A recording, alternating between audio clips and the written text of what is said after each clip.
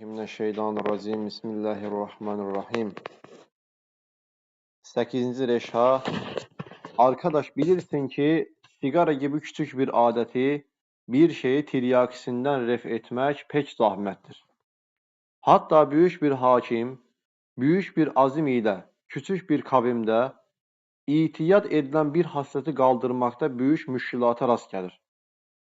Halbuki bu zat-ı nurani pek çok adetleri, pek çok asabi, inatçı kavimlerden cüzi bir kuvvetle kısa bir zamanda kaldırarak yerlerini yüksek nezih ahlak ve adetler ile doldurmuştur.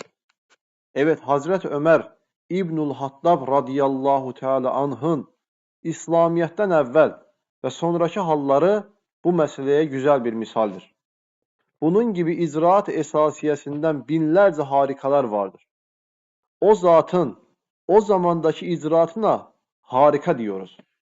Acaba bu zamanın yüzlerce filozofları o zamanda o vahşet abad cezireye gidip pek uzun zamanlarda o vahşileri ıslah için çalışsalar, o zat-ı mürşidin bir senede muvaffak olduğu kadar onlar 50 senede muvaffak olabilirler mi? Haşa!